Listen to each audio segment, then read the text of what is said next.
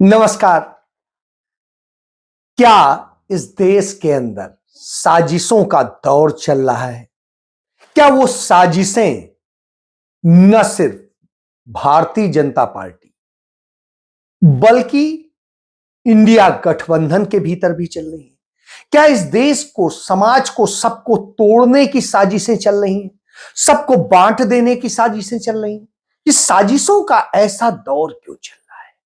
और इसी दौर में एक बड़ी खबर भी आती है। नरेंद्र मोदी सऊदी अरब के शेखों को खुश करेंगे और उनको खुश करने के लिए बाबरी मस्जिद को अब बाबरी मस्जिद के नाम से नहीं, मोहम्मद बिन अब्दुल्ला के नाम से बनवाएंगे। ये मोहम्मद बिन अब्दुल्ला कौन है?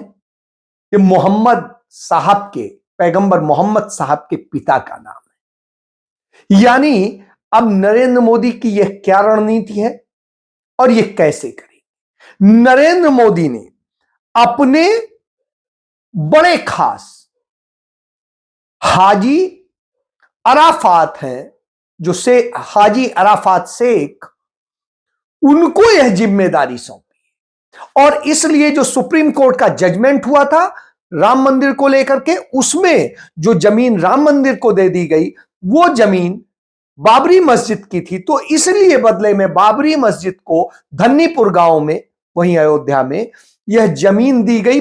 डबल जितनी थी उसकी डबल दे दी गई और कहा गया वहां बनाई। जो जमीन दी गई है जहां पर वो मस्जिद बननी है, उसके लिए जो बोर्ड बनाया गया, उसका डेवलपमेंट बोर्ड, वो बोर्ड भारतीय जनता पार्टी के महाराष्ट्र के नेता, अल्पसंख्यक समुदाय के आयोग के पूर्व अध्यक्ष अराफात शेख को उसका प्रमुख बना दिया गया। उनके प्रमुख बनने के बाद अब भारतीय जनता पार्टी अपने मुताबिक वहां पर एक भव्य मस्जिद के निर्माण का पूरा खेल रच रही है। उसके लिए हाजी की ड्यूटी लगाई गई है, वो कैसे अरब के शेखों के साथ मिलकर के यहां पैसा लाएं और उससे ताजमहल से भी अच्छी मस्जिद बनाएं। और इसके बाद में नरेंद्र मोदी का खेल यह है कि वहां से बैठ के कैसे अल्पसंख्यकों को तोड़ देने, उनकी राजनीतिक शक्ति को तोड़ देने, खत्म कर देने का खेल रचा जाएगा। अब आप समझिए क्यों ऐसा होता है।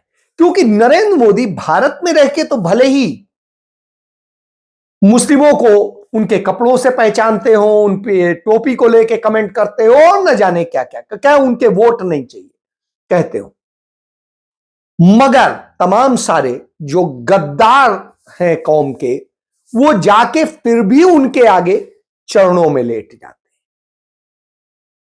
तो यह सत्ता के लोलुपता का एक प्रमाण होता है।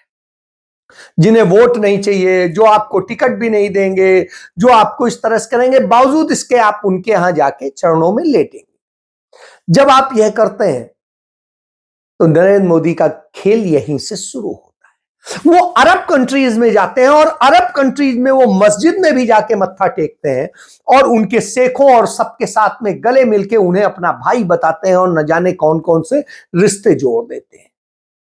ये नरेंद्र मोदी का खेल है, राजनीति करने में वो निश्चित रूप से माहिर है। राम मंदिर के प्राण प्रतिष्ठा समारोह को उन्होंने धार्मिक से अधिक राजनैतिक और कारपोरेट का बना दिया। यह बात भी किसी से छिपी नहीं।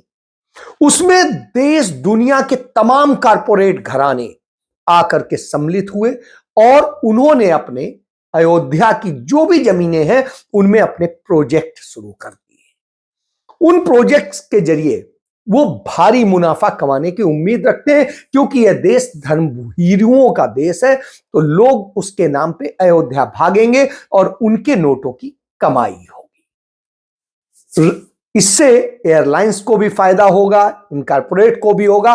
और अमिताभ बच्चन ने एक प्रोजेक्ट का प्रचार भी करना शुरू कर दिया है। अब आप समझिए, उन्होंने प्रचार भी शुरू कर दिया कि कैसे कैसे अयोध्या के पास इस प्रोजेक्ट का प्रचार होगा। यह खेल पूरा कारपोरेट का खेल है। राम कारपोरेट के हो गए, अब इस मस्जिद को कैसे एक सेंटिमेंट्स के साथ में जोड़ करके पैगंबर मोहम्मद साहब के पिता के नाम पे रख के और यहां से खेल पूरा शुरू किया जाए और यहां से फतवा दिलाने की नई प्रथा शुरू की जाए। जैसे नरेंद्र मोदी राम मंदिर में जाकर के सुपर शंकराचार्य बन गए, वैसे ही वो सुपर धर्मगुरु भी बन जाएंगे मुस्लिमों के, और वही चलाएंगे। कैसे होगा? बाकी सब फेल। और धीरे धीरे उन्होंने तमाम मुस्लिम धर्मगुरुओं को खत्म ही कर दिया है, क्योंकि या तो धर्मगुरुओं ने जाके उन पे मत्था टेक दिया है या वो सरेंडर कर। तो इस तरह की स्थिति है। चलिए, इसी बीच में होता क्या है? मंदिर बनने का जश्न मनाना चाहिए। निश्चित रूप से जो लोग उस धर्म को मानते हैं, जो राम को मानते हैं, उन्हें खुश भी होना चाहिए। लेकिन इस खुशी का यह मतलब तो नहीं है कि आप दूसरे के ऊपर हमला करेंगे, दूसरों की लड़कियां छेड़ेंगे, डीजे पे गालियां बजाएंगे और न जाने क्या क्या करेंगे, दूसरों के धर्म स्थलों पे जाके झंडा गाड़ेंगे। तो ऐसी घटना हुई हजरतगंज में, जो लखनऊ राजधानी में मुख्यमंत्री और राज्यपाल और सबके बंगलों के बिल्कुल पास में है, और विधानसभा और सचिवालय के बिल्कुल, मुख्यमंत्री कार्यालय के बिल्कुल पास में है। वो वहां पर डीजे बज रहा था और उसमें मां की गालियां दी जा रही थी दूसरे समुदाय के लोगों को। जब गालियां दी जा रही हो, आप सोचिए कोई कार्रवाई नहीं होती। वहीं दूसरी तरफ मुंबई के मीरा नगर में जिस तरीके से घटना हुई, यहाँ पर अभी हम लोग नॉर्मली बाइक से जा रहे, जय श्री राम बोल के बाजू से हमको ऐसा लेट के हम दोनों लड़कियों को ऐसा छेड़ते हुए लड़के जा रहे, जय श्री राम। तो भाई ऐसा है ना, ये एक्शन अभी नहीं लिया गया ना, तो हमारे को तो आम रास्ते के सामने पुलिस खड़ी है और हमको बोलते हुए लोग को चौकी में पकड़। अभी तक का कितना इंस्पेक्शन हो रहा है ना भाई? अभी तक का कितने लोगों को पुलिस स्टेशन में डाला गया है? 8 लोग हैं अंदर। 8 लोग अंदर। 12 जन करे भाई, 12 लोग उनको बोलते तो बोलते क्या हम लोग क्या कर रहे हैं, मैं यहाँ का हूँ, मैं वहाँ का हूँ, या बोलते वो लोग बात समझ रहे क्या? और भाई पुलिस सामने खड़ी है, दोनों लड़कियों को छेड़े सामने। क्या ऐसे बोलते, ऐसा बोलते भाई सामने खड़े पुलिस वाले। हाँ, अपनी बात जो भी करेगा समझ रहे भाई लोगों ना, वो तो पुलिस वालों ने कोई एक्शन नहीं लिया क्या उन लोगों पर? मैडम समझ रही है भाई, पुलिस वालों ने कोई एक्शन लिया कि नहीं लिया उन लोगों ने? लिए भाई बाइक वाले को रोक रहे हैं ना, हमको बोलो पास से जा रहे हैं, बाइक वाले को नहीं रोक रहा हूँ। समझ रहे भाई, खाली खड़े हो जाके सब बोले बाकायदा भेजा जा रहा है। रात में कुछ धार्मिक नारेबाजी भी थी और मारपीट भी हुई है आपस में। तो जानबूझ के सामने आके क्या जरूरत है आपको चिल्लाने करने का? एक एक करके बोलो, क्या हुआ भारत था? में रहना होगा तो जय श्री राम कहना होगा। हाँ, ये बोलते हो लोग। अच्छा, कल रात यानी में पहले उनको समझाए थे, वहाँ के छोकरे लोग ने पहले समझाए थे, अभी नारे मत लगाओ, मत लगाओ, करने का उन लोग ऐसा करने का बाबा, यहाँ पर क्यों करने का तुम आके? ये मस्जिद के पास, वो मस्जिद के पास। हाँ, वहां पर जुलूस ले जाके जय श्री राम का नारा लगाते हुए लोग क्या कर रहे थे?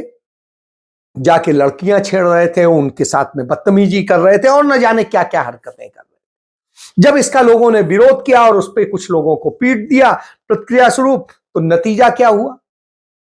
उनके यहां बुलडोजर चला दिया गया। यहां पर कोई कार्रवाई नहीं हुई, लेकिन उन पे बुलडोजर चलवा दिया गया। अब आप समझिए, इस तरह की घटना होती। तीसरी घटना ले लीजिए, इसी तरीके की स्थिति एक घटना होती है अयोध्या के पास।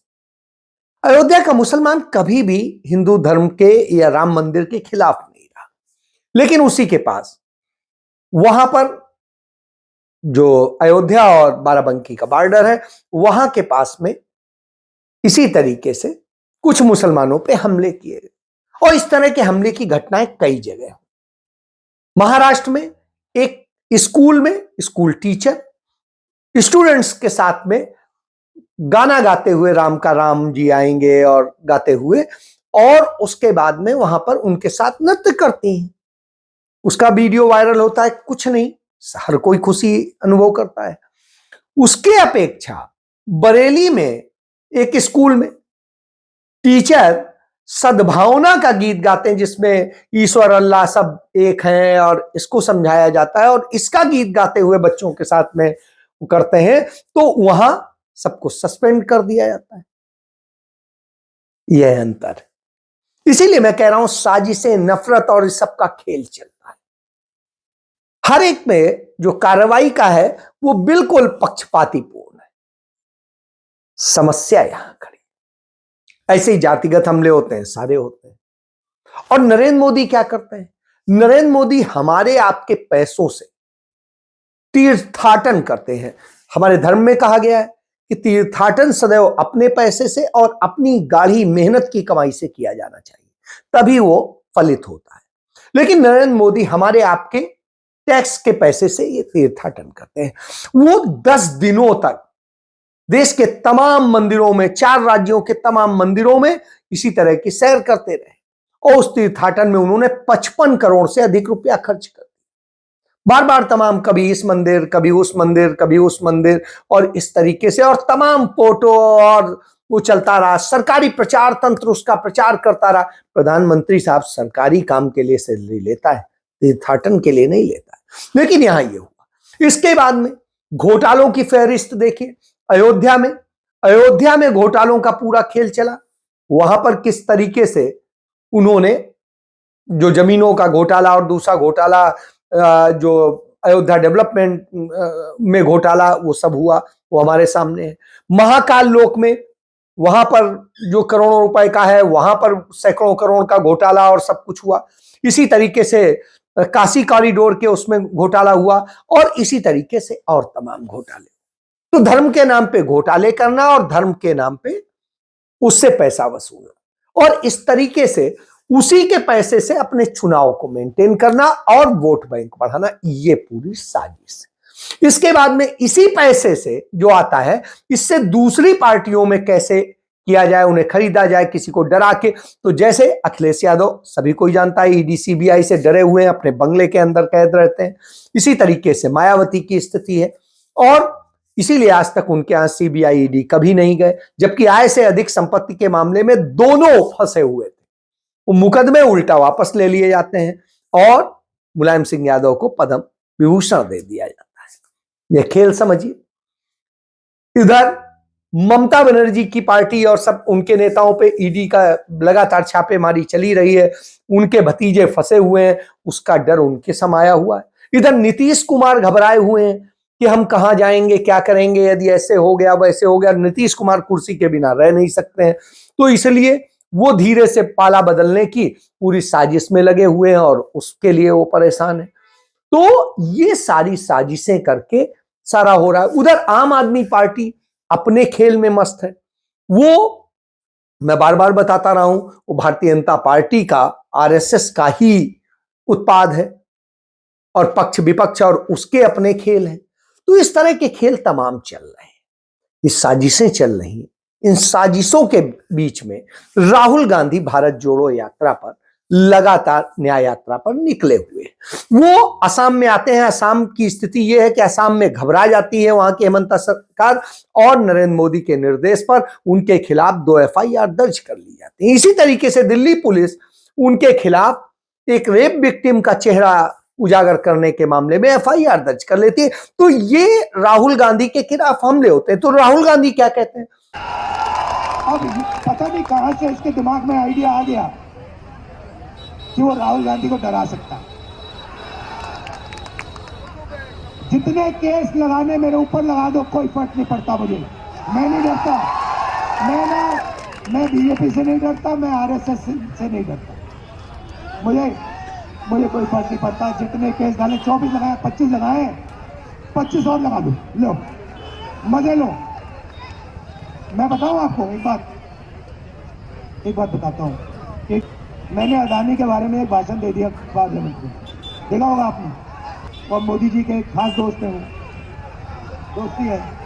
तो उन्होंने कहा, भाई दोस्त को तो बचाना पड़ेगा। मेरे ऊपर केस लगा दिया, पार्लियामेंट से निकाल दिया।